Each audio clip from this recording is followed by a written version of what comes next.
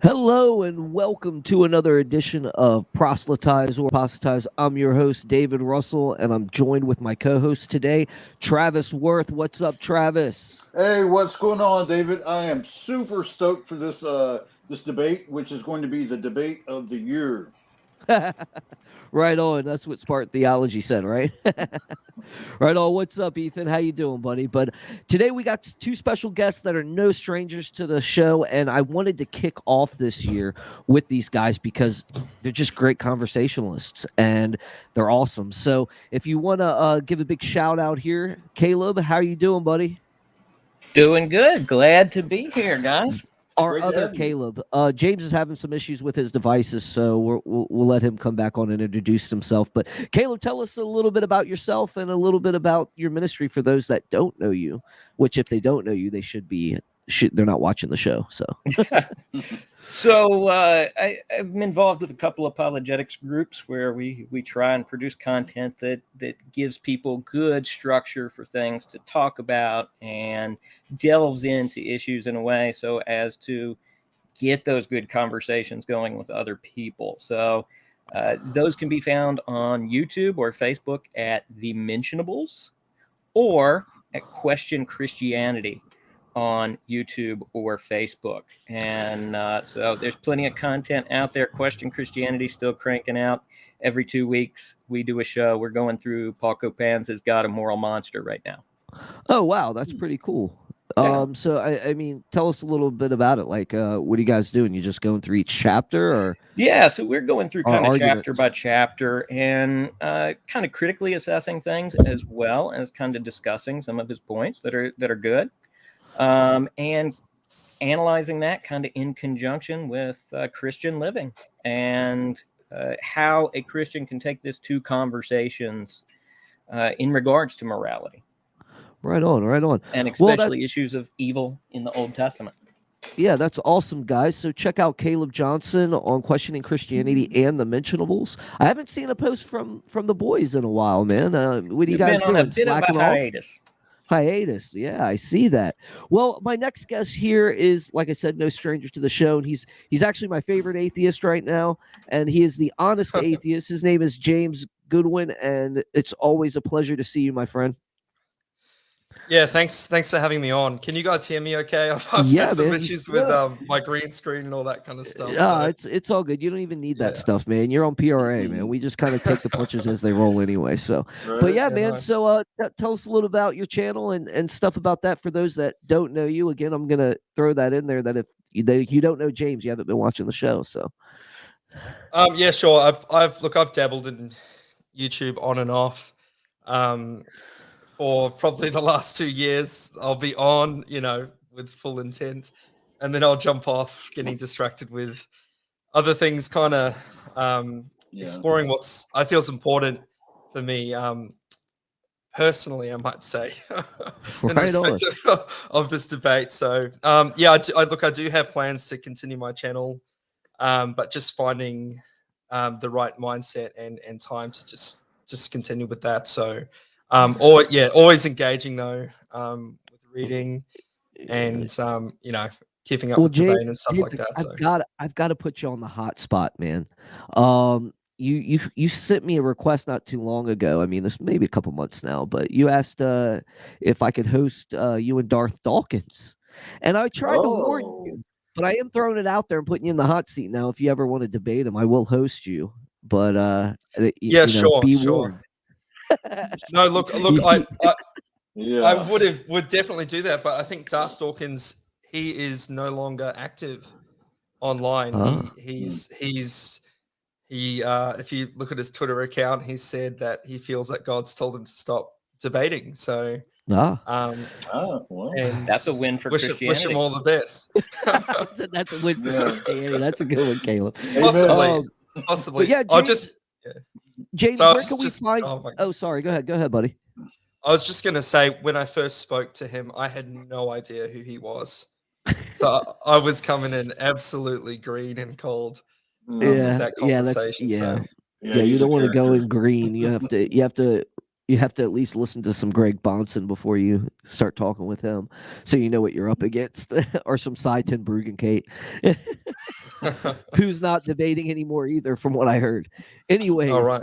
I'm not going to bash him, but hey, James, tell us about your channel and where we can find you. I know you just said YouTube, but give us a formal name and stuff like that.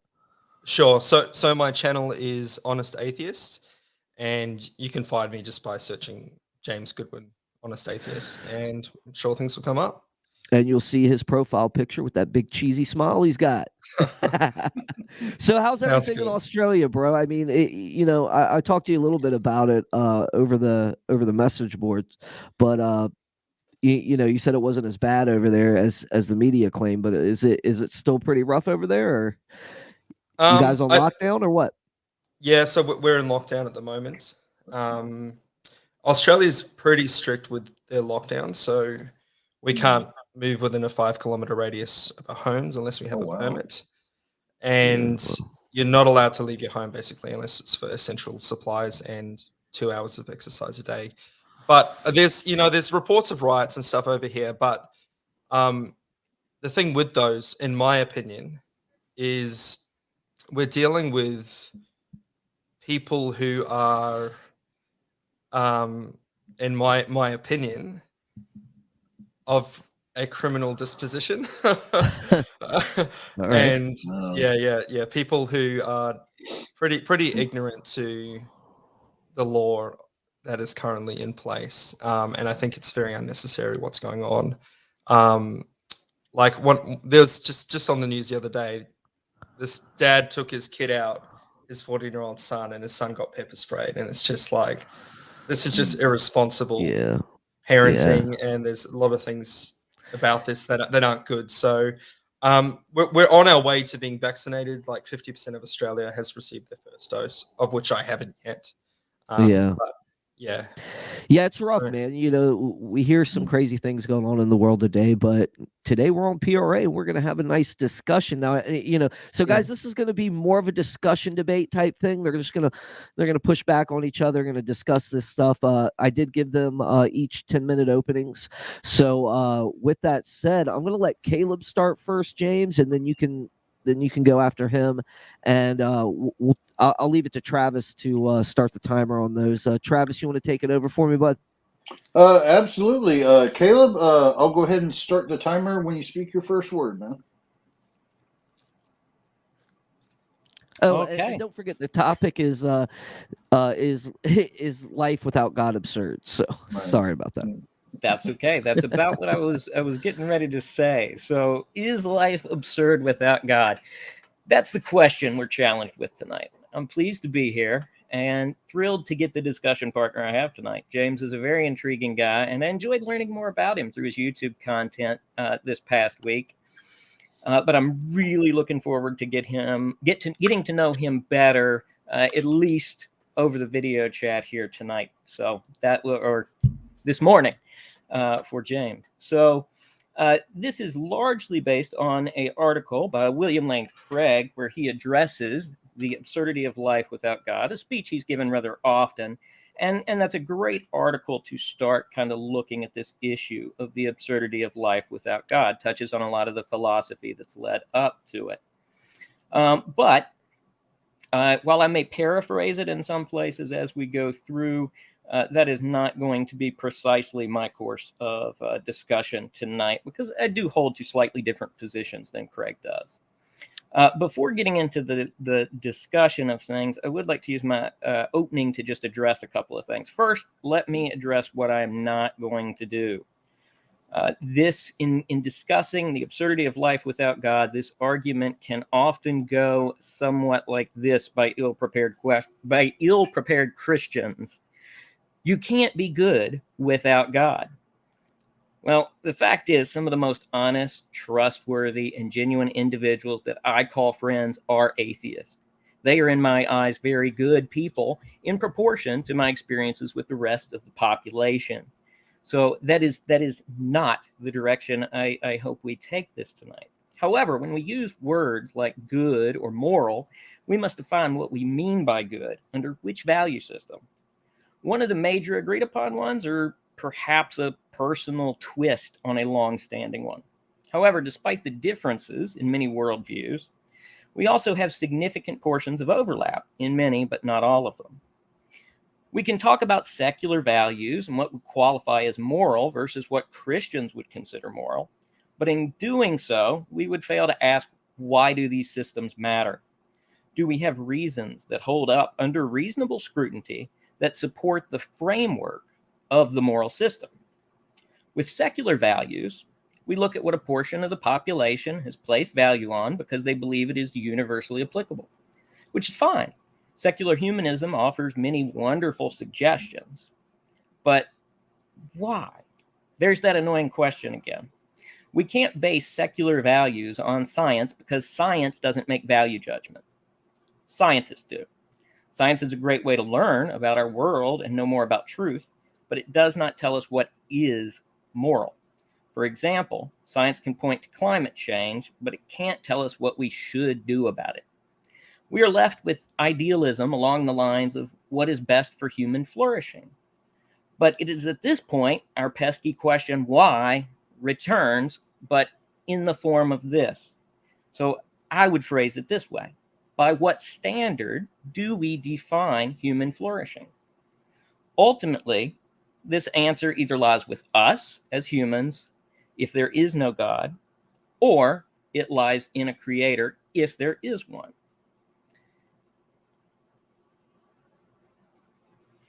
If up to us, then perhaps we should pick only the top 25% of the highest IQs in the world and let them decide what is morally acceptable.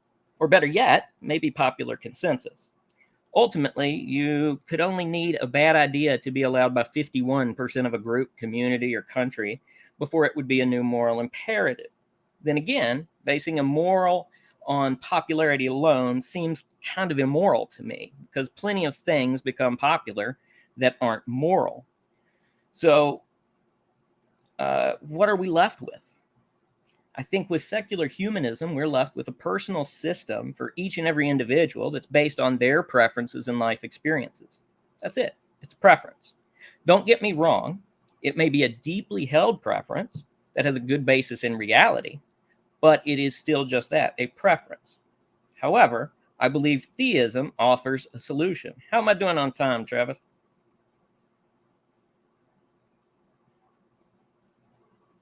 Okay.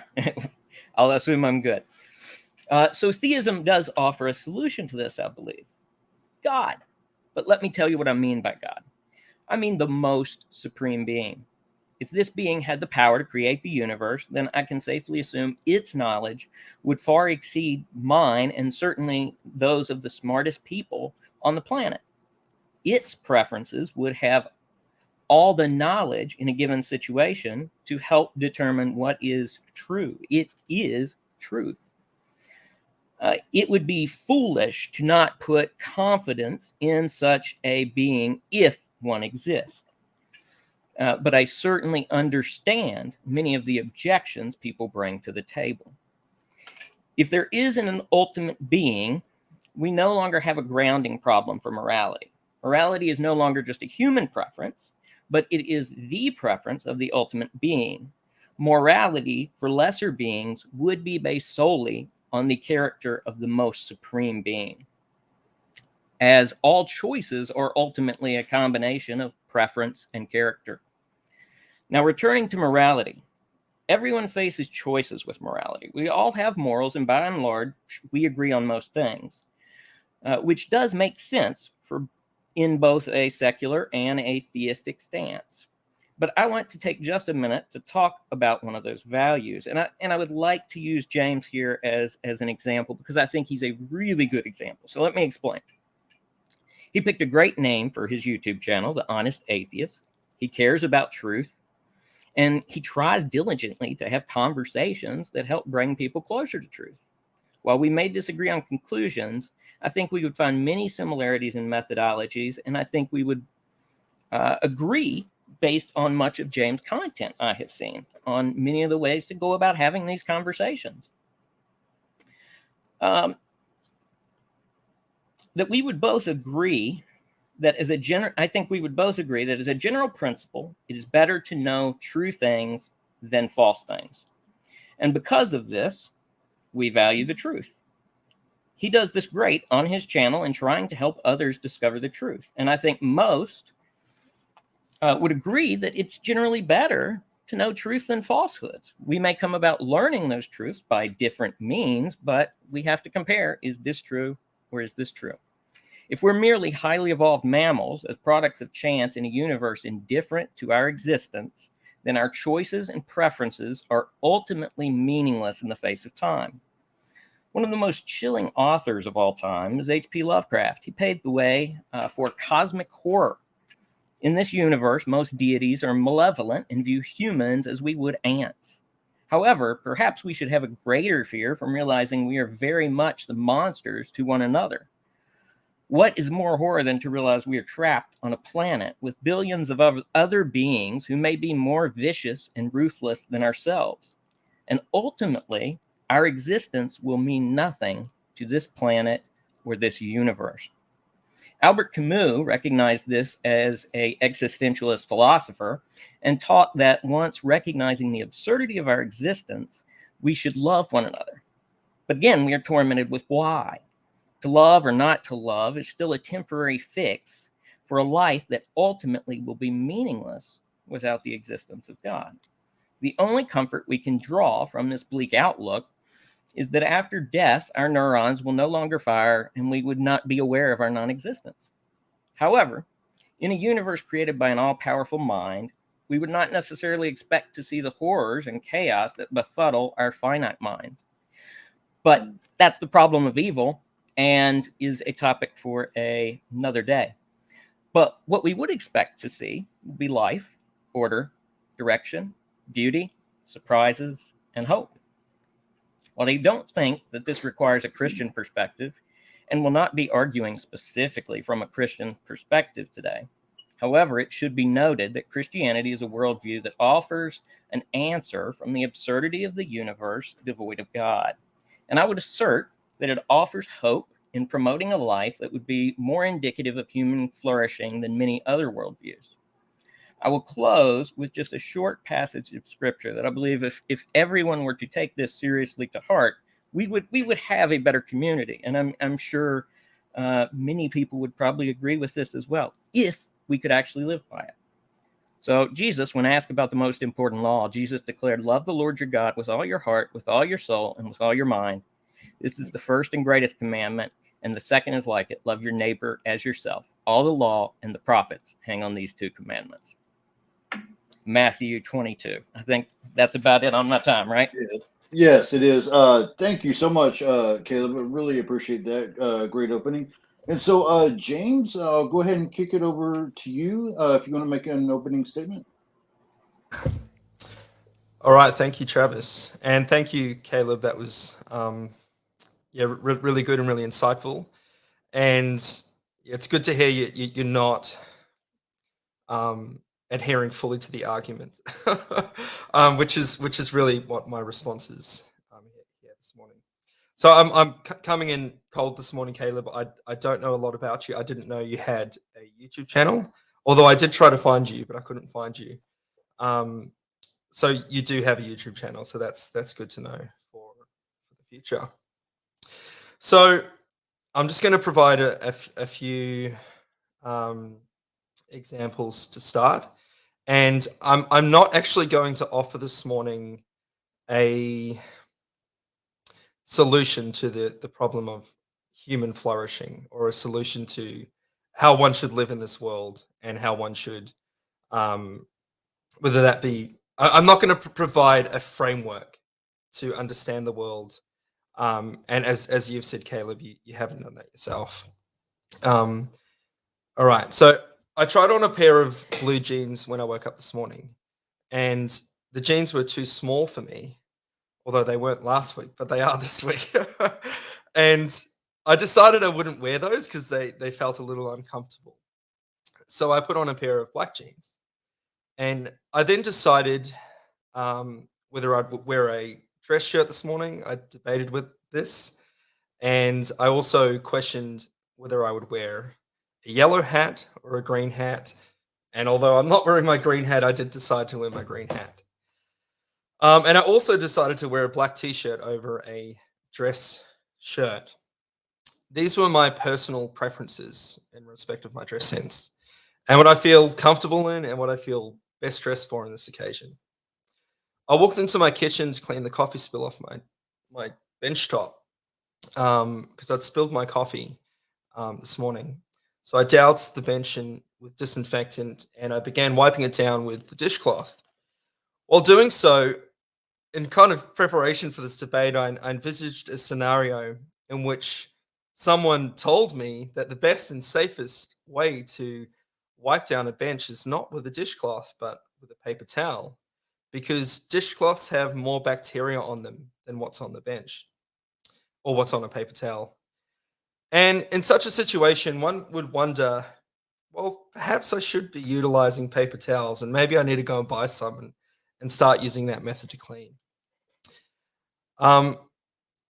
This scenario begins to stray beyond personal preference. It's different to choosing clothes in the morning because there's some scientific truth to that claim that paper towels are likely to be more cleaner and harbor less bacteria than that on a used dishcloth.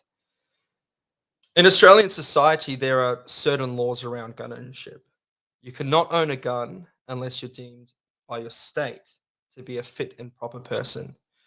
You can also not stockpile an unreasonable amount of ammo, or you'll be charged for stockpiling ammunition. And these are political truths or laws set by the state in regards to gun ownership in Australia.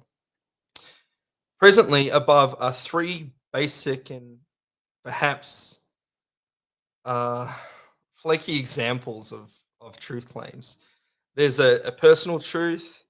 There's a claim which has some scientific truth and validity to it, and there's political truth. And these are three kinds of models for truth which the American astrophysicist Neil deGrasse Tyson puts forward as existing in the world, although I've given very shallow examples of that. When we come to the question, is life absurd without God? We enter into an argument where personal truth, scientific truth, political truths, they're all intertwined into what I really see as a convoluted and fallacious mess. William Lane Craig, Christian theologian and philosopher, puts forward the following in respect of this claim, and I understand, Caleb, that you're not defending that claim in its full aspect. But William's claim is that life is absurd without God, essentially. And here's some quotes from him for context.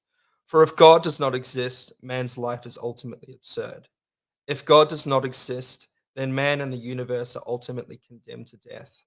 He says, scientists tell us the universe is expanding and growing colder. There will eventually be nothing. If God does not exist, then we are inevitably doomed to extinction. Then he goes on to say, what does all this imply? It means that life itself is absurd. The life we do have is ultimately without meaning, value, and purpose. If each person passes out of existence and man's life be only relative to certain events, then all of this is ultimately meaningless. What can be the point of any of this? Life is ultimately as significant as a swarm of mosquitoes. If he begins as nothing, he ultimately is nothing. He goes on to express that morals are therefore expressions of personal taste, and to kill or love is morally equivalent, and it is impossible to live consistently and happily with such a view. I'm quite concerned about Craig's argument in quite a few ways. I think some of the examples he gives are actually harmful, and I think this entire argument is philosophically harmful, and it does not advance any human flourishing in this world. I feel like he makes an inappropriate appeal to suicide, although I know for certain he's not advocating that, and he would say that. Um, but this kind of reflection, I feel, is socially inappropriate. I think he gives a shallow reflection on human existence, and I think he does this because this claim is loaded with fallacies. For example, he both directly and indirectly appeals to fallacious arguments. He appeals to consequences. Eat your Brussels sprouts, or you will not grow up big and strong. So believe in God, or life will be meaningless. He's very black and white. Either you will have moral agency and a meaning to life with belief in God, or you won't have moral agency and a meaning to life without God. He begs the question. He's already claiming that God must be true. He presents a loaded question. If God does not exist, then life is ultimately meaningless and pointless and hopeless. He commits a moralistic fallacy. One assumes that because something should be a certain way, something is that way. So there's an overarching claim that life is actually within this certain context. And I think that's a moralistic fallacy. He commits the slippery slope fallacy in quite a deceptive way. If one claims they are an atheist, they will not have moral value and eventually live out their life as a murderer, rapist, or fascist. And he talks a lot about fascism and basically says that in its essence, this is what atheism is. And I wholeheartedly disagree with that. And I feel the moral obligation to speak to that today, because that's just absolutely not true. And I'm thankful Caleb spoke to that a little bit. If I could just have a couple more seconds just to finish off. You got 1 minute left. Great. So this argument, in my opinion, is an ecclesiastical reflection taken to its extreme. I find this argument morally repugnant and very unhelpful to anyone considering the meaning of their life.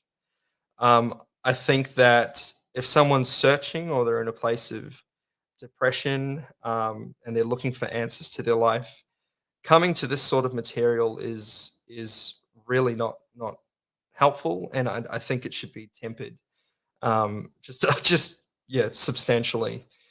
And to say that atheism at its core is immoral, I disagree with that.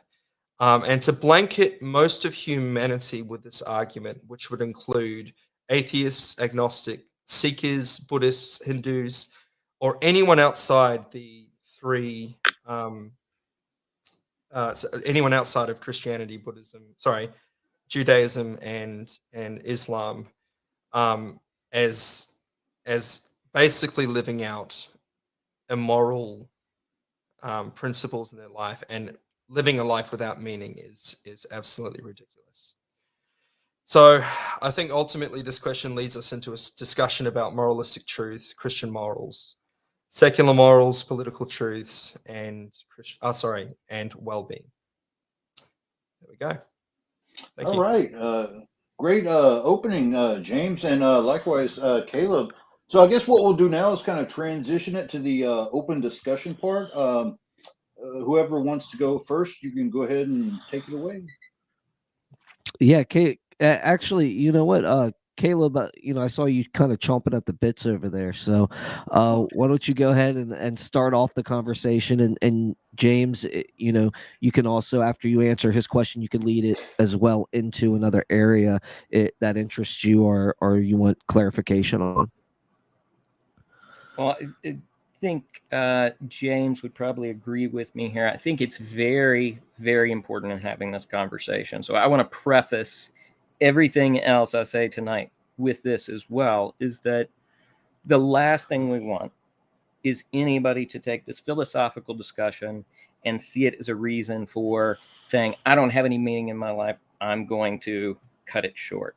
Albert Camus thought that suicide was the only philosophically relevant question that humans had to answer for themselves. But There is hope regardless. And when my argument addresses a lack of meaning without the existence of God, it certainly doesn't mean that there can't be any meaning someone can draw from life, but it would be intrinsic versus a potential extrinsic. I can't say it tonight. An external Yeah, sure. An external. meaning. There we go. Okay, great. Yeah, it's this is it's a really interesting argument to come up against, that you can't intrinsically be good without God. And what I find a little bit disturbing about this claim is this push and this necessity for there to be an objective truth, and putting forward that there is an objective truth without real, tangible evidence that there is in fact an objective truth. I'm quite okay now, I never used to be, with moral reflections and ethics being based subjectively, because I can't see, actually there are some objective moral principles, but I would say that they're initially exercised on a personal or conversational and philosophical level, and then they're put into the realm of political truth. For example, you can't steal. It's illegal to steal. It's illegal to break and enter. And in some sense, we would objectify it and say we hold to these as objective truths. Ultimately, they're subjective. But I think society has a common goal. I mean, I'm really basing this on the view of Sam Harris. We can agree to common goals and work towards the betterment of society, and that's a very flexible model. So, yeah, Maybe we can start. You go ahead, James. Sorry, I didn't mean to cut you off. I think there's an issue with saying there's an objective moral system, and objective meaning to life, and that's based on the Bible. I find that concerning. Yeah. What are your thoughts? Okay, so maybe I don't know that all our definitions are lining up. So you said that you think there are some objective morals, but ultimately they are subjective. Ultimately, they're subjective because they arise from a subjective discourse. So there's an ongoing discourse around gun laws, and people put in their subjective opinions about that. And eventually, we have some kind of objective political truth about that, which is that you're not allowed to stockpile ammo. You must be a fit and proper person to possess a firearm. But ultimately, I think morals are subjective. I'm okay with that. Why are you not okay with that? I think it has to do with that problem of ultimate grounding. Can we do subjectively the right thing? I mean, the question has problems even asking it, because if it is subjective, then we are coming up with this intrinsically. And I think I hear what you're saying. You're saying that while it may start at a subjective level, these morals become entrenched in society, become in a political system, and thus become more objective in how they progress through this. Is that right? Am I understanding you correctly? Yeah, they do become more objective, but ultimately it's still subjective. Yeah. Okay. The problem is, for me, ultimately, when we look at morals being ultimately subjective, then it's really a matter of who has the numbers at that point. Had the Nazis won World War II, then we would be in a situation where we very much may be going along with that kind of morality, despite the absolute disgustingness of it. And if morals are truly subjective, then it's a strong possibility that that sort of thing could very easily overtake the population at some point. Yeah. Could you it's really interesting with these arguments, because with any debate, it almost certainly comes back to this conversation of morality, in my opinion, which speaks to human well-being and flourishing. But would you be able to provide for me a example of a ethic that is objective, and how you explain ethics or morality as being objective? Okay. What's an example of an objective morality? So I think it is universally wrong to kill someone for fun. I think that applies to everyone at all times. So I would consider that an objective moral.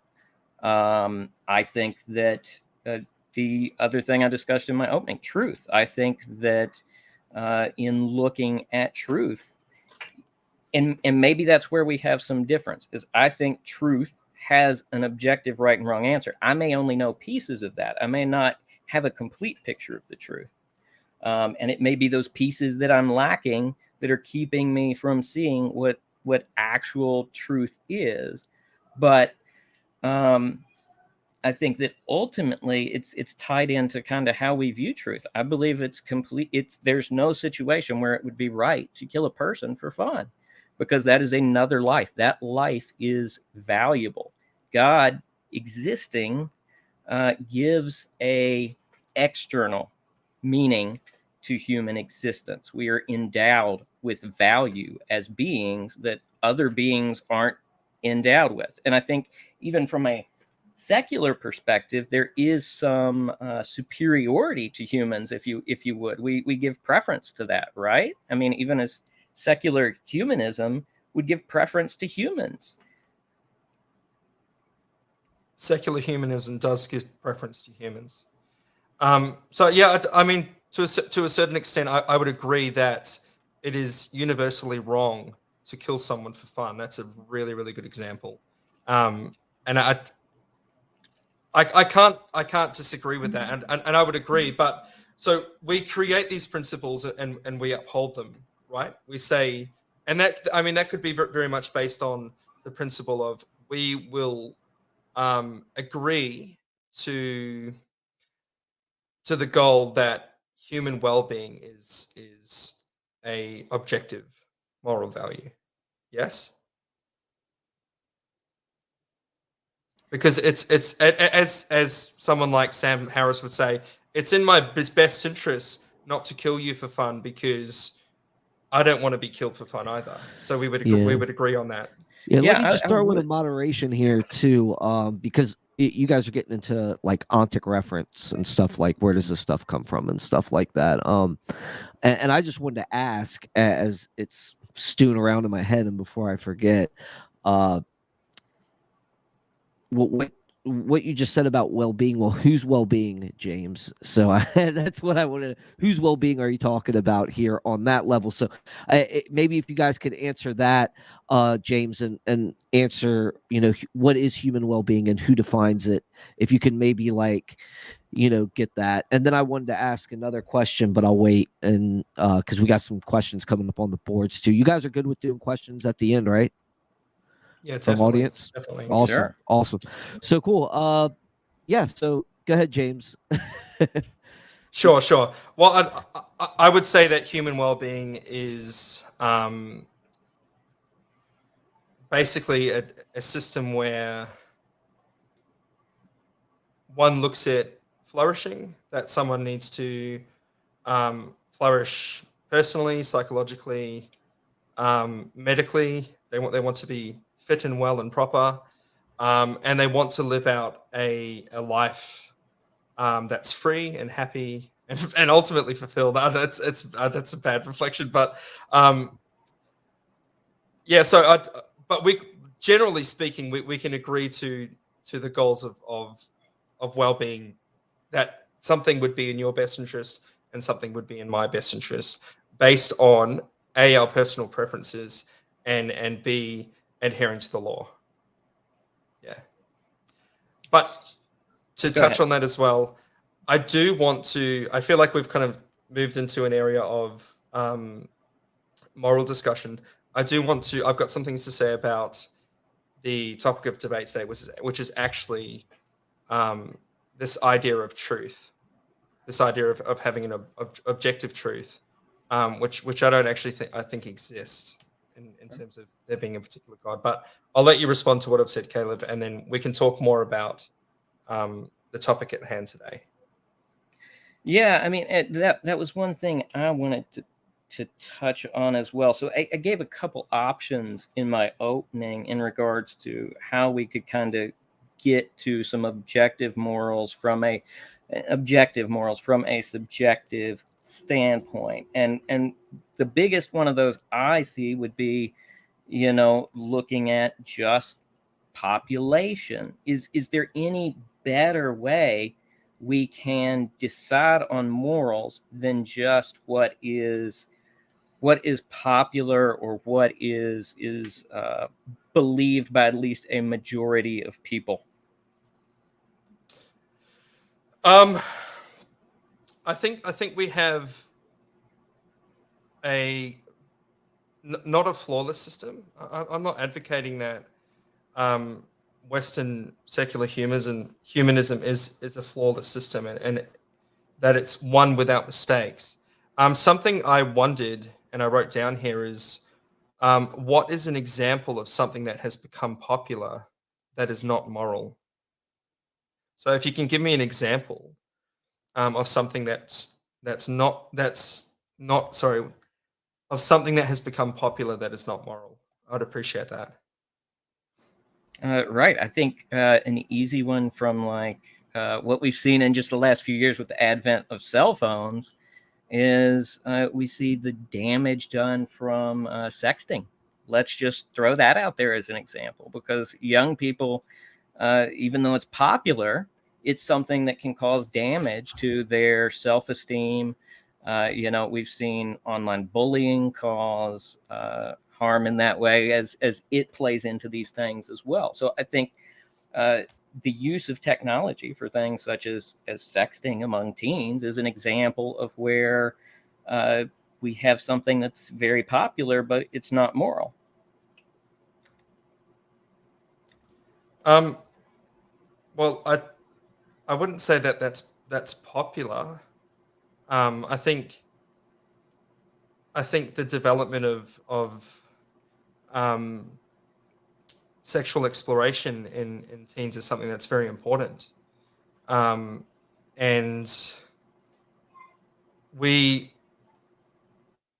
and it's actually something that is repressed. I mean, we're in the church, you're told you're not to have sex before marriage. You're not to, and in some churches, you're not even allowed. I mean, parents would say you're not even allowed to have a boyfriend. You meet someone and then you marry that person. One unhelpful practice in the Christian church, in the Catholic Church, is um, it's where 12-year-old uh, children make a vow of celibacy till marriage. So I think it's when they turn the age of 10 or 12, they all dress in white and they make this vow of celibacy, which I think is very, very detrimental. I actually have a friend who made that vow, and it caused in her life sexual repression and and an inability to express herself sexually within her marriage. And that's an example of on the other extreme where I think it's unhelpful. But also, I think this calls into question parental responsibility. What are parents doing to deter this kind of thing? Like, for example, my 8-year-old. No, sorry, not. I just use 8 as an example because I don't really want to give away the age of my child. Fair enough. But she's asked if she can have a mobile phone, and I've said no, she can't have a mobile phone because she's too young. And she said, "Well, when can I have a mobile phone?" And I said, "When you're 16." Good job, Dad. Good job. We just had the same conversation with our kids. Oh, did you? I mean, realistically, she's probably going to get a phone at the age of 12, but not everyone agrees that sexting is a popular thing. I'm not too sure if that's the best example. Fair enough. Let me adjust that just a tad. Let's say the detrimental effects of social media. That, I think, better characterizes something that is extremely popular, but we see the psychological damage it's doing to the population in general in terms of damaging concentration. You can throw a lot of the sexting and other things I mentioned originally into that kind of category too. But social media, very popular. And yet we've never stopped to ask the question, is this a good thing that we connect people? And then we have corporations that limit what's on there as well. So we don't stop to ask the right questions on a lot of these things when we accept something as popular. And I think Christians are very guilty of it as well. We've accepted many things as popular in the past that have been awful directions to drag the church down. So I'm going to be, you seem like a really intelligent guy. I'm not sure those are the best examples of something that's become popular. I feel like the second example you have given is just the same as the first example. So when we say that social media has become popular, I think a better example that one could give would be something that's been put into law or politicized in some way. I think talking about social media, well, this has become popular, and the question I ask is, what's an example of something that has become popular that is not moral? So when you look at the field of social media, it's a very complex system. And there's complex questions that come with it. We right now are engaging in social media. Is this? It's not really a moral question, if that makes sense. It's not really a moral example because. Well, I guess that comes to where do we limit moral examples then? Because there can still be psychological damage for many of these things. I've heard you talk in a number of your videos. I know your concerns with Craig's approach it largely involves some of the psychological damage that you feel these kind of things can cause. So I know that's something that's important to you. And I think that's my same concern with social media is it's not something that we know is moral or amoral. It's just a tool, but it's how people use it. So I see. I can see that, maybe it was not the best example for the question. Can I come back at you with a question real quick though? It's something that's been dragging in my thoughts for the last 10 minutes. Yeah, let's do it. So I've got a hypothetical. I'm really curious as your answer on, because I think maybe it'll bring us a little closer together on perspective. So let's say we knew, for example, that a God existed, not the Christian God. We'll say this is the God of Aztecs. So in order to make the sun rise each morning, we have to sacrifice someone. Would in that scenario where we know beyond any doubt that God exists and that God demands a human sacrifice, is that something that would be a morally imperative thing that we do at that point? I think. Look, I'm going to answer your question based on if these facts were real, if we really 100% needed to sacrifice a human to make the sun rise. Like, let's just take that on face value. Yep. It will not rise without sacrificing a person. Yes. Okay. Well, this is just an ethical scenario. It's like the cart scenario. There's the fat man on the train tracks, and sorry, what is it? Um, there's a man at the end of one train track, and there's a woman and her child at the other end. I can't even remember who put this argument forward. The It's trolley consequential. problem, yeah. Yeah. So that's kind of what we're dealing with here. So, and when you go through that exercise and you look at the different consequences of who's going to die, do you push the fat man off the bridge to save the woman and all that kind of stuff? What we're dealing with here is the full existence of humanity. Do we kill one person for the sake of saving? I think the ethical answer, although it involves an unethical decision, would be yes. And again, I'm taking this, like you said, 100% of God exists, etc. So yeah, probably. What would your answer be? No, I would agree. I think it would absolutely, in that scenario, the way we've laid it out, I think it would be the moral thing to do would be to sacrifice that human life because you're saving so many others. So I'm glad we can at least agree on that. I've had many people who can't agree with me on that question as Sure. that being an unethical thing. So that encourages me that we have a little more in common than some people I've talked with in the past. Yeah, and I think, look, I have a really healthy respect for the Christian perspective, and there is an aspect of the Christian message that is very compelling, and that's the story of Christ, where Christ lays himself down for the sake of humanity.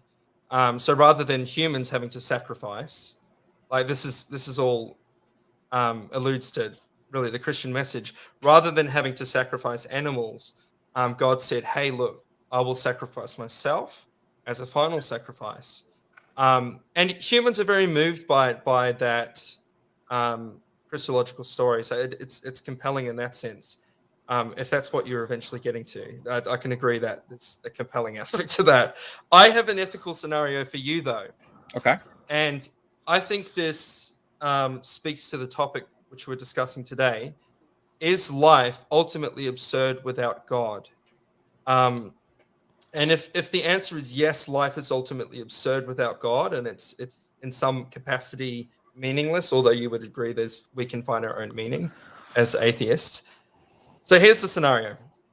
A Christian man is lying on his deathbed, and I'll just say one thing. I answered yours, so you have to answer mine, okay? A Christian man is lying on his deathbed. He has a beautiful wife and 4 children. There are 2 options. The man dies as a Christian. That's the first option. Or option 2, the man lives on with his family, but later becomes an atheist and dies as an atheist. Which one would you choose for the man?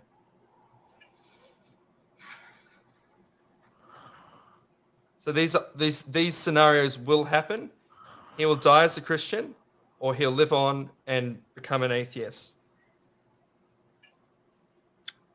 That's a good one. I like that, James, as a question. And I think it's one that I would probably answer an awful lot different from many Christians. And so what I can only say is I can only reflect on it as much as I can from my worldview. And I think that there's just not enough information there for me to make a call. Now I can still give you an answer as to what maybe I would take on myself if given this choice.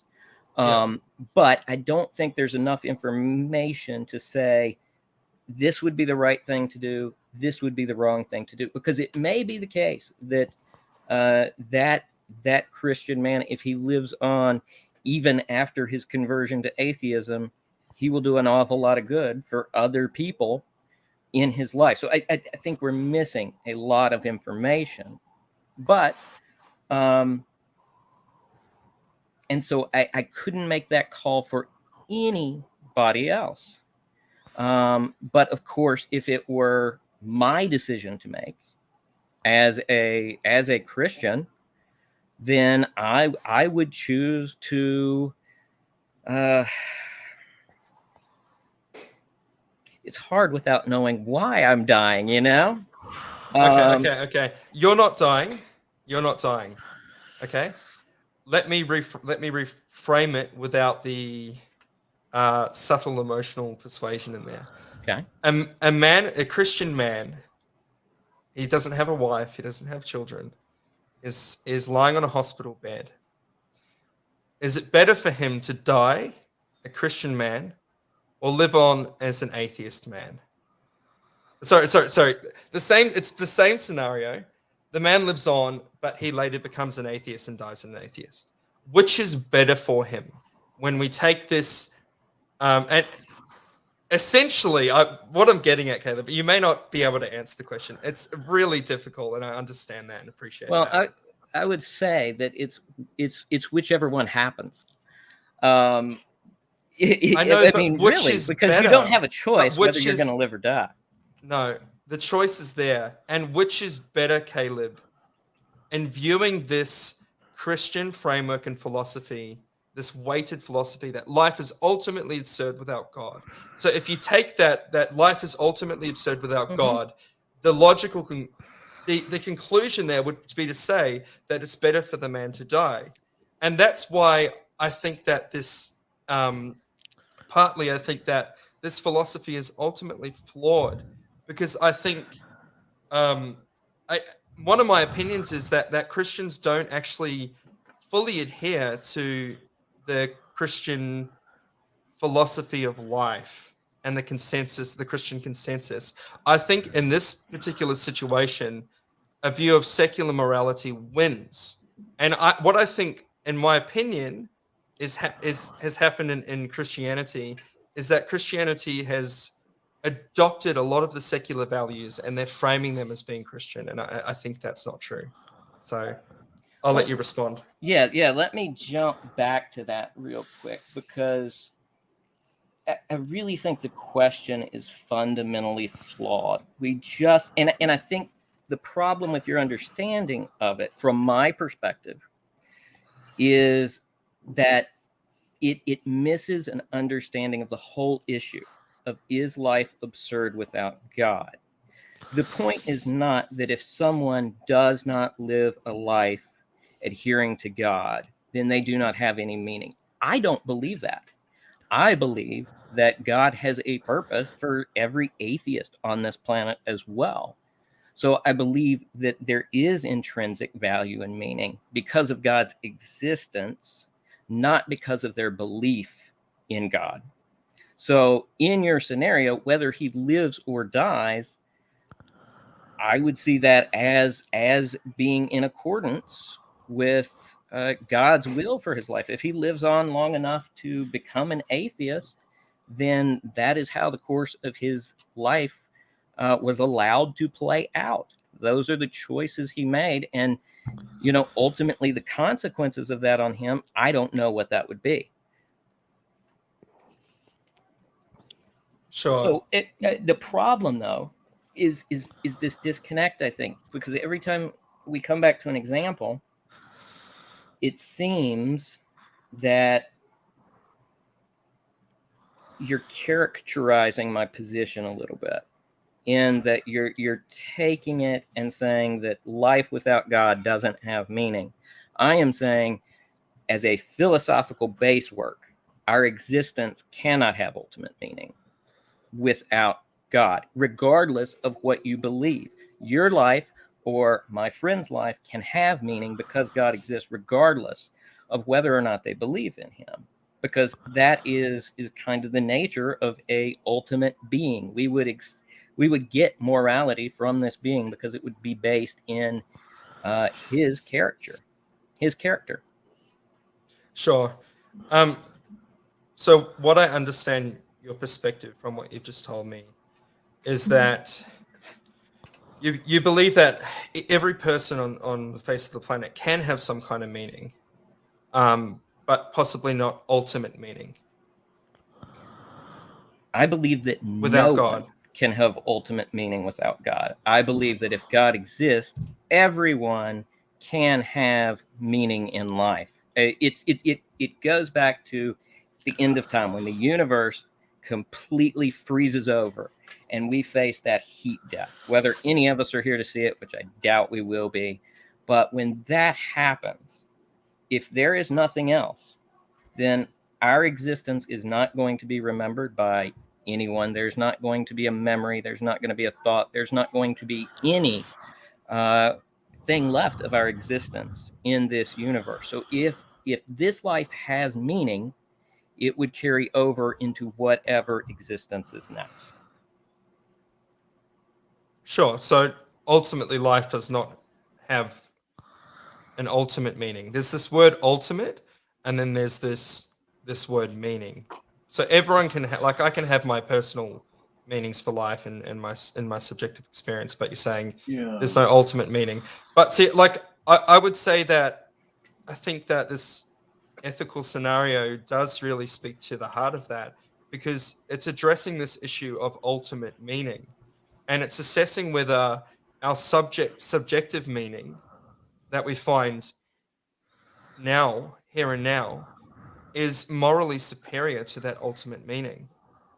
And I understand you didn't say this, I didn't present a lot of information, and I know it's just a simple argument, and in some ways it's fallacious, but I'm using a fallacious argument to make a point that secular values in some way trump this philosophical concept of there is this ultimate meaning and life is ultimately meaningless. I would say life is not that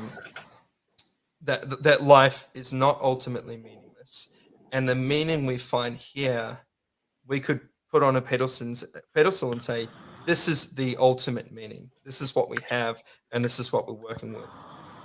And in the words of William Lane Craig, who quoted an atheist, let's just get on with it, man. Let's just get on with it. Like this is the reality that we live in, and we don't have all of the answers, but let's not pretend that we do. With this ultimate claim, if that makes sense. Well, it's trying to follow the threads we have. It's not blindly following. It's following the threads we have and seeing where worldviews play out. So, we can see where secularism plays out. We could see where Islam plays out. We can see where Christianity plays out. And it's whether that's what we're looking at, is what is the ultimate play out of these things. I keep using ultimate as a term because I still think we're leaps and bounds apart on kind of how we're looking at this. Yeah, and guys, like, and I'm gonna have to moderate here a little bit too, because we could go all over the place with this topic, and I want you guys to kind of like bring it back to this idea of meaning and purpose and how it relates to the topic tonight. And everything we see and do seems to have an ultimate goal. The planets rotating around the sun and so forth. We see this kind of order in nature. And maybe, James, I'll let you start off with this. We see that there is like this final cause, like everything's being pushed to this final cause, this final purpose or whatever, this ultimate purpose. And I just want to know how the atheist is able to respond to that logically and coherently with a view of subjectivism as the only recourse here. Understand where I'm getting at? Do you mean that the ultimate outcome of the universe and where the trajectory of where it's headed, which is ultimately, I don't know, because I'm not an astrophysicist. I think I don't reflect too deeply on the fact that in a trillion years or so, the universe was going to collapse into itself or into a black hole or whatever. I'm not claiming I know what's going to happen there. Yeah. I don't know what's going to happen when our universe, and what's the other one that's meant? Sorry, galaxies meant to Andromeda. collide. Andromeda. Andromeda. Those things Oh, don't keep me up at night.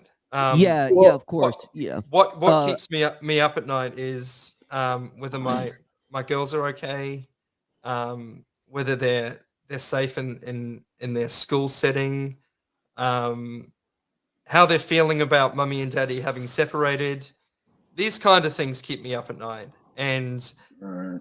so I don't reflect too deeply on on on that issue, and I can't provide a response um, from a human subjective meaning.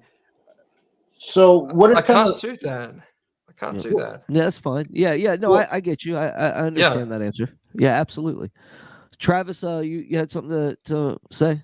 yeah, well, I mean, as I'm listening to this, it kind of sounds like Caleb saying, "Well, look, perhaps the naturalist could say, that there's objective morals, maybe even as just sort of a brute fact that exists in this sort of Platonic realm." And I think you're kind of saying the naturalist could say, "Well, I can have meaning and purpose in this life, even with things like having a family." And in doing these good, even like good things, caring for humanity, just that it doesn't carry over in like an eternal sense. Is that kind of where you're going? Yeah, so a way it's often described is an upper story and a lower story that we have playing out. A Christian Uh, worldview sees two different stories playing out, one that's in a heavenly realm, one that's in an earthly realm. And we're seeing the conclusions of those things as they play out as God has allowed them to. So I would say there's from a Christian view, there's this upper story playing out, there's this lower story playing out. If it's just the lower story that we have, then while we can make good decisions now, while we can do the right things for our family, because that's where we're going to be inclined to give benefits, we're not going to unequivocally treat every human as the same. We're going to hold to familial bonds and that sort of thing. So right. Yeah. So, James, would you kind of agree that that there is this meaning that we can have, and just it just doesn't carry over in like an eternal sense of it, and you're not so much concerned with that, especially if something like that doesn't even exist, and it's not like really a thing to ponder, and so there is meaning that we can have.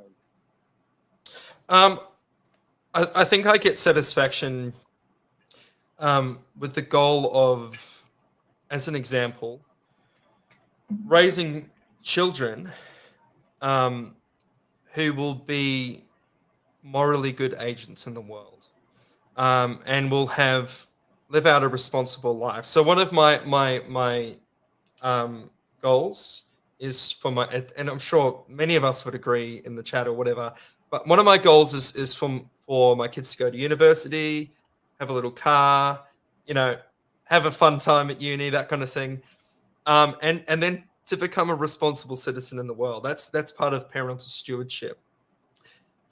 Does that live on in some kind of what one would superficially describe as have an eternal effect?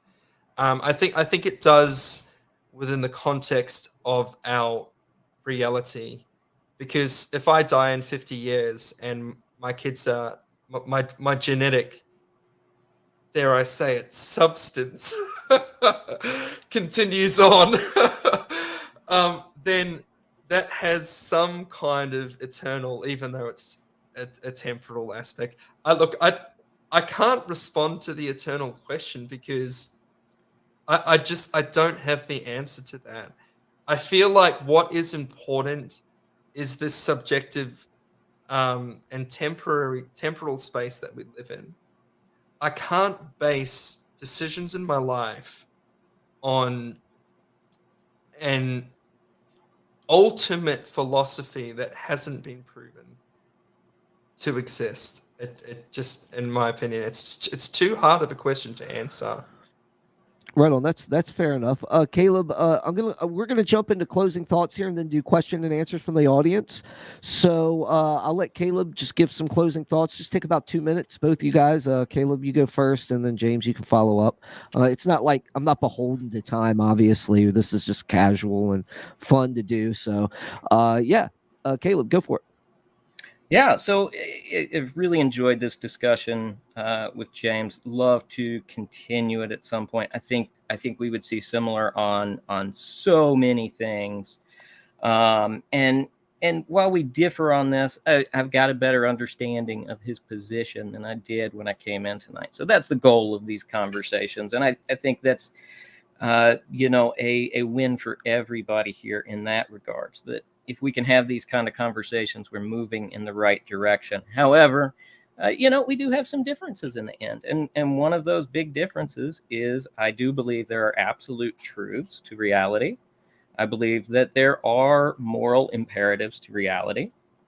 I know that these things do not have the long-lasting meaning unless, of course, God exists. At least that is my understanding of theism. When I see it, we have an answer to the problem of grounding that we do with morals in a secular worldview. So, I never want to put down anyone in that regards, but we have to pull as many threads as we can, discover as much truth as possible, and then we have to use that truth in order to make decisions in this life. I think the Christian worldview presents a more utilitarian even perspective on how to address situations in life. If we really treated others as ourselves or better,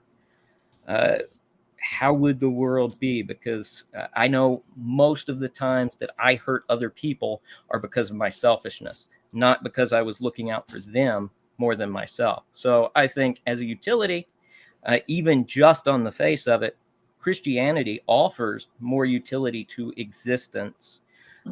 And regardless of that, I think we still have the grounding issue if Christianity isn't true. All right, James, go ahead. I don't think there is an ultimate meaning. I think that there are scientific truths in the world that we're here, we're present, that planet Earth exists, etc. I think that there are moral obligations in our present reality.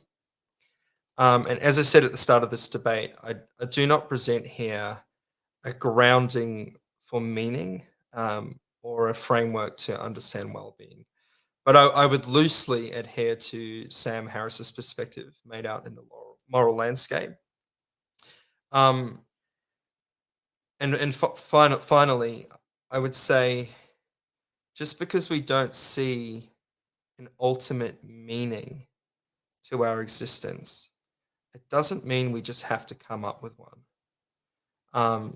So simply to say, well, I think there is ultimate meaning, and that's found in God.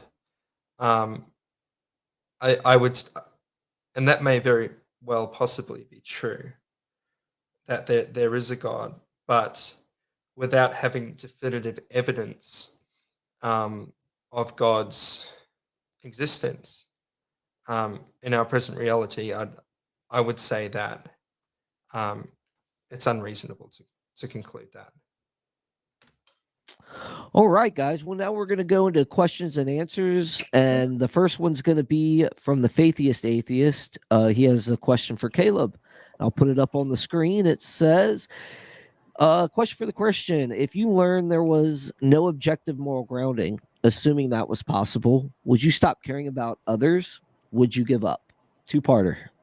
Good question. All right. So I'm going to be brutally honest with this. And, it's going to be out here on the internet forever. So somebody will see this in 20 years and I'll probably get canceled for it.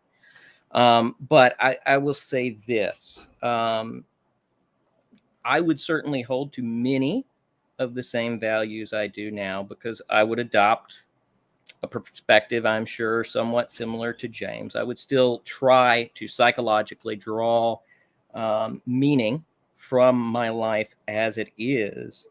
Can you throw the question back up there real quick, David? I want to make Yeah, sure stand I by. answer the whole thing here. And I lost my train of thought just a little bit. Yeah, so no, I would not stop caring about others. I think that is a value I've seen play out in my life in caring with others.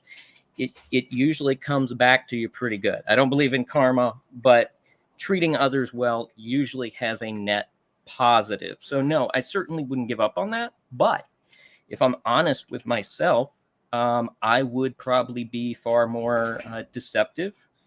I would take advantage of situations that could favor my family over the family of others. And I would probably, I can't see myself being exactly the same person that I am now.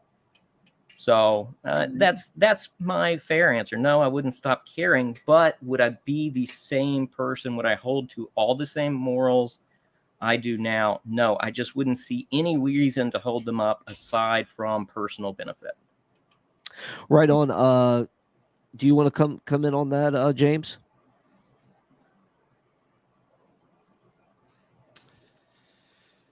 What I would say to that is, I used to think there was an objective moral grounding. There still may be, but I don't think there ultimately is. I think we have subjective moral grounding, and we find purpose and legislation within that. We create policy around that. Okay. My morals did change a little bit. So when I was a Christian, I believed abortion was absolutely against God. I no longer hold to that in certain scenarios, and I've gone through some of those ethical scenarios, like incestuous rape of, say, I don't know, a girl, and she becomes pregnant to her father. So my morals have changed, I'd say, substantially. I don't have um, I don't have views against the LGBT community like I once had.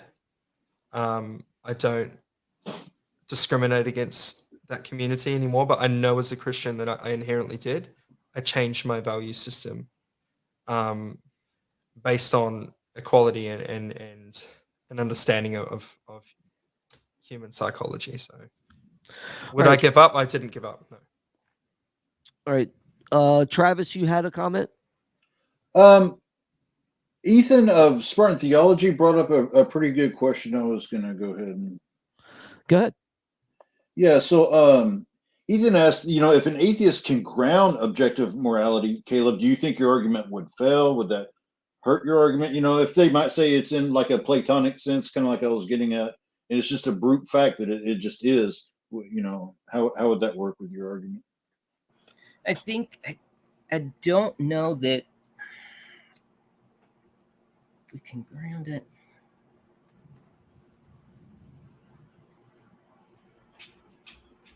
Possibly, but I think there would also be other factors at play. So, how are we grounding it? What does this mean for the worldview? What plays out with this? So, how does this net positive the universe in some way? So, it would certainly create problems for it. And I think those would be new issues that we would have to address. Yeah. James, did you have anything to? Okay.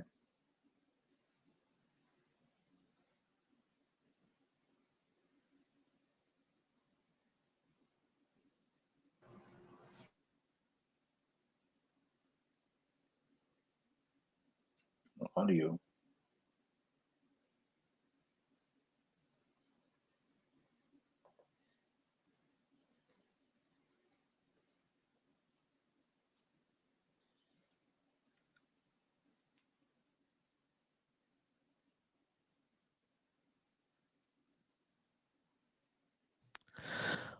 I was muted the whole time, I think. Yes. We're trying to like message you. Yeah. It happens. I got 2 messages in the private chat. Hey, I'm trying to look at the main chat to get everybody's question out. Yeah, there's a lot. Yeah, you see me ramble like that, Travis. Just take a hold of the question. Well, I was like, hey man, I'm supposed to be a we need professional here. audio. I've been doing this a while now. Come on, man. You gotta make me look good, Travis. No, just Well, kidding. Well, this is like my second debate. All right. with So, moderator. what if all humans on Earth agreed killing for fun was objectively wrong? Wouldn't that still be just our epistemic process? Even if we all agree strongly, does that passionate universal consensus necessarily indicate we discovered an ontological truth? Caleb, you could start with that round. Always making me start here. All right. You went first. Yeah. So, what if all humans agreed killing for fun was objectively wrong? Wouldn't it still be an epistemic process?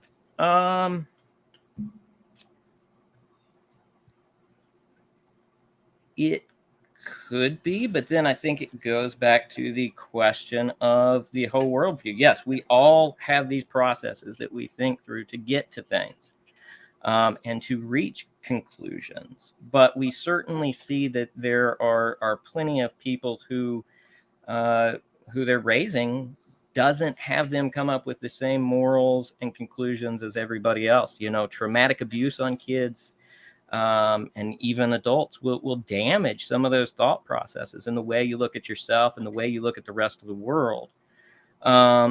So I think if everybody agreed and we didn't have those people and we agreed that not killing was objectively wrong, I guess I'm not getting around to the problem with this, but maybe I'm missing something. These are just my initial thoughts. Go ahead, James. I'll let you follow it up.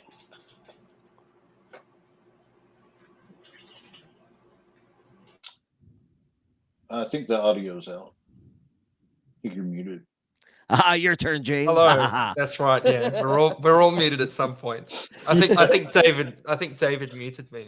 No. I've read the question. Yeah, right. I've I'm read just the trying to question again. Make myself look good, right? All right. Yeah, we can come back to it. My short We'll let answer is James no. go. Let me say, I don't appreciate these kinds of questions, and here's why. Because it's too far-fetched. It's not true to reality. This is never going to happen. We're in a privileged position now globally where we have just under 8 billion people on the planet. So if 8 billion people agreed killing was for fun, was objectively... Oh, hold on a second.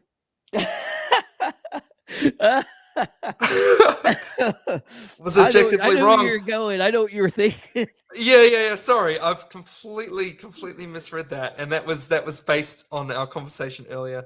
The faithiest atheist, from atheist to atheist. I sincerely apologize. Too many assumptions there. I think that majority. Anyway, I'm done. Caleb, continue, my friend. This is a question for the whole panel. So, Travis, you got any thoughts on this one? Okay, if all humans agree,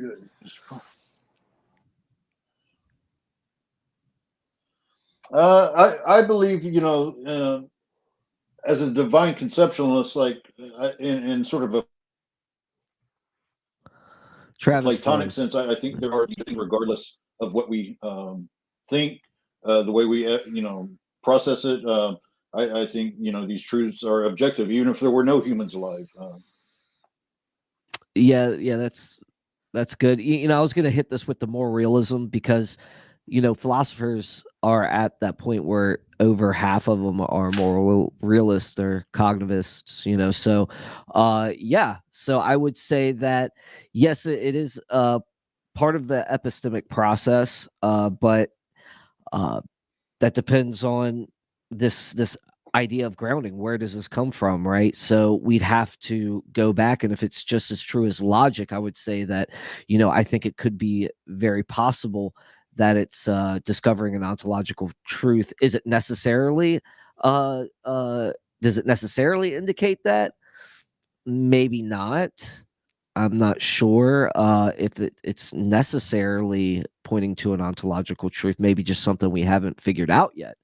But I would definitely say that it gives good ground for an ontological truth. Absolutely. So yeah, I think the more realism position on that is pretty strong, and at least from what I've read. So Caleb, did you have anything you wanted to follow up with on that? No, you kind of came back around. Had I had the whole panel to think about it, I would have came around to that too. So Me too. Me too. I didn't know we had to answer it too. I was like, oh. All right. Okay, so this is one question I had about you were talking about sex before marriage, and you did say that you thought, James, that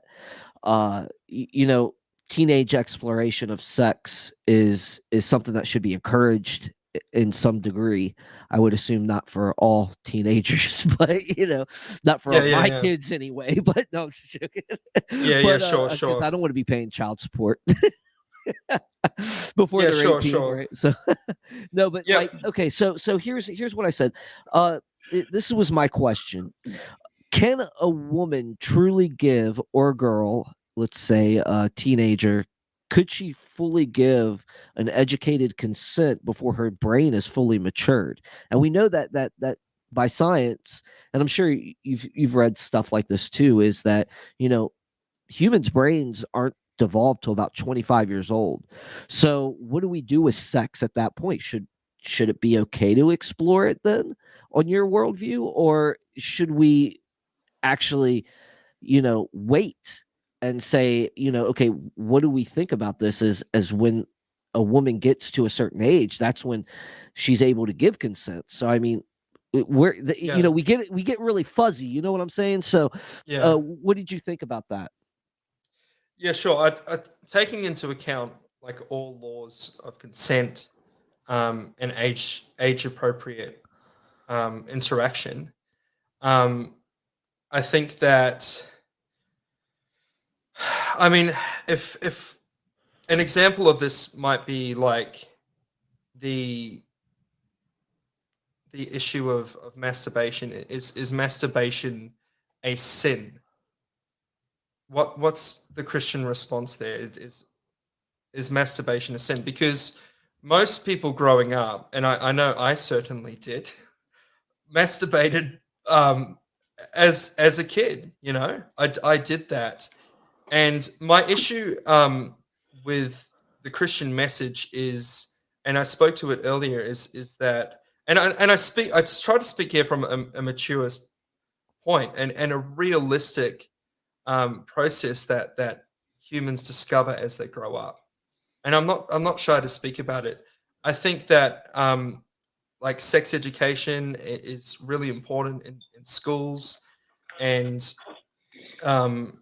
and with all the laws surrounding consent are also very important. But I find that the Christian repression of sexual discovery in people is a very, very bad thing. And I think that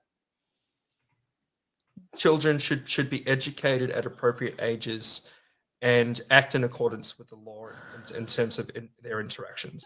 So you would advocate more of like sexual education versus, that's how you were looking at it, as like education versus just like consent and stuff like that. When should because their brains aren't fully developed anyway, until I guess like 25. So you're advocating, okay, well, sexual exploration, I'm talking about in the areas of education. Yeah, that's Okay. true. But I'm another example. One I could hypothesize and kind of predict for the future. If later my 15-year-old daughter kisses the neighbor who's 16 across the road, I'm not going to be too worried about that. And I would say that as an example, is a normal expiration of teenage interaction. Does that make sense? Yeah, I get you. I get you. Yeah, and I'm not going to chastise her for that, or tell her off. Oh, you shouldn't have done that. That's sinful, and you should be waiting until you're married before you can interact in any capacity. And I'm just using that as an example. Okay, Okay. that's fine. I just wanted to ask that to clarify. Also, here's another question for you, James. Isn't naturalism self-defeating since it cannot account for human rationality? I'll leave it up there. Can you just pop it Yep. up again? Yep. I'll leave it up there.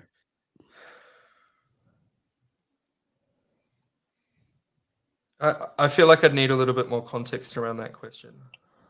Okay. In what way is naturalism self-defeating? Can someone explain that to me on the panel? Well, yeah. Well, sure. Travis, it looks like you want to say something. I'll let you go ahead. I'll get the next question ready.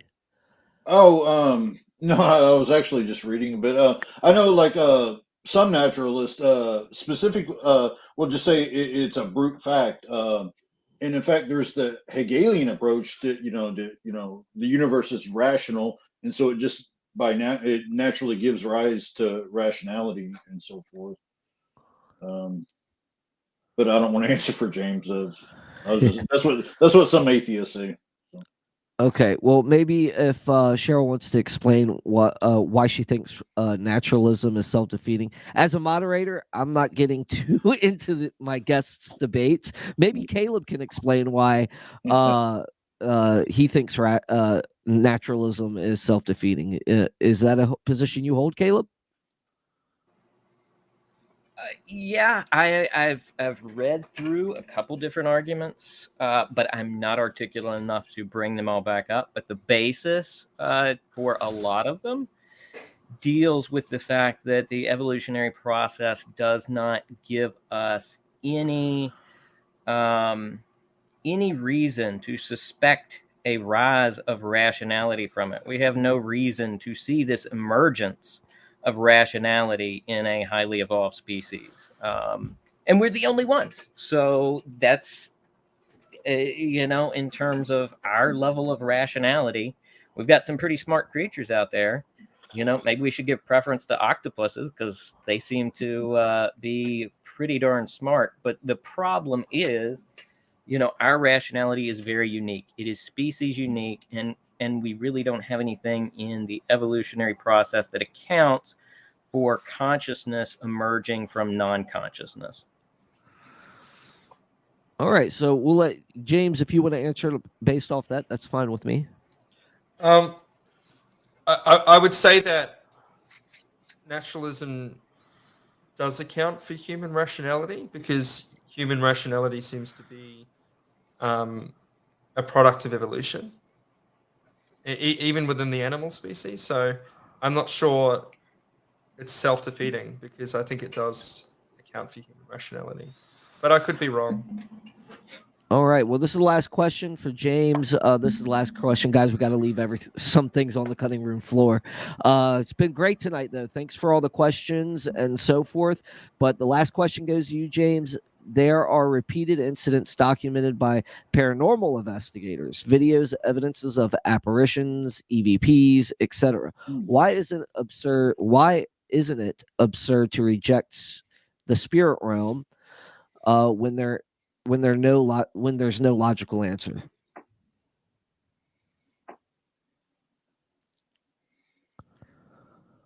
Why isn't it absurd, or should it be why is it? Yeah. Do you think? Yeah, I would say why is it So why is it absurd to reject the spirit realm when there's no logical answers? Yeah. I have seen an apparition myself. And my brother also saw it. So I was at a friend's house and we were having a couple of drinks, and I think I was around 17. And I was walking down the driveway and I saw, it was dark, and I saw the ghostly form of a woman running. So it was myself, my friend. Oh, I forgot his name. Gosh. What were you drinking? Look, That's what I was thinking. I might have had 1 or 2 beers. Myself and my brother, who would profess Christians at the time, saw this, and my friend did not. Okay, so, but here's what I think it was. I think it was the lights of a car, because there was also a car in the distance moving forward. When the car went away, so did this apparition. But I swear, like, I freaked out more than anything. I swear that this was a woman. Maybe I was just looking for a woman. But yeah, Wow.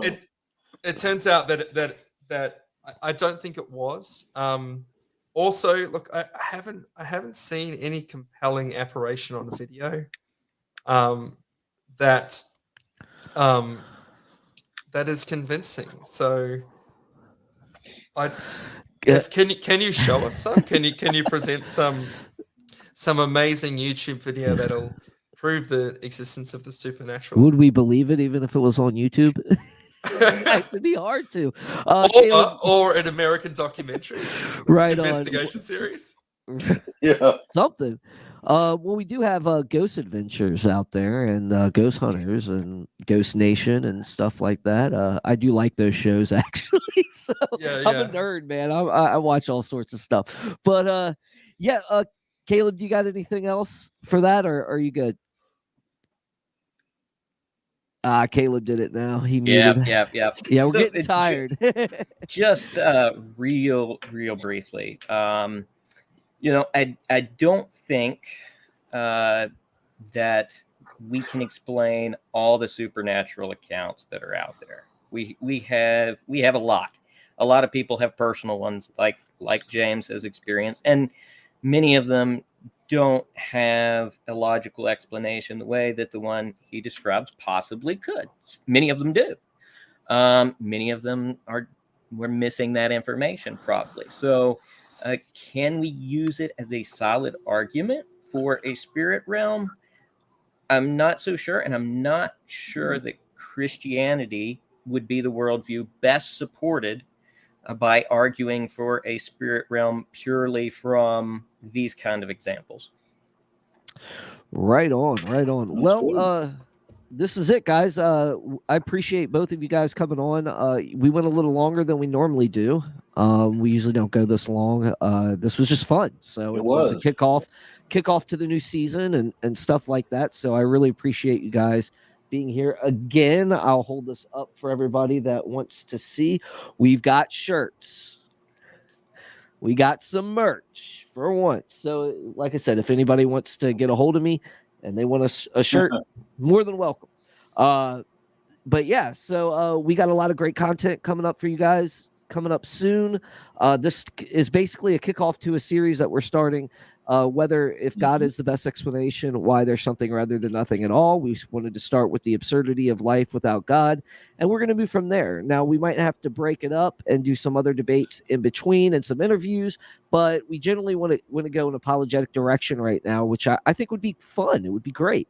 So yeah, anybody that wants to get in contact with me to debate, to bring a topic, to even help host. I mean, James has helped host a debate himself on this channel. So, yeah, we're open to it. Let me know in the comment threads or email me in the About section of the YouTube page.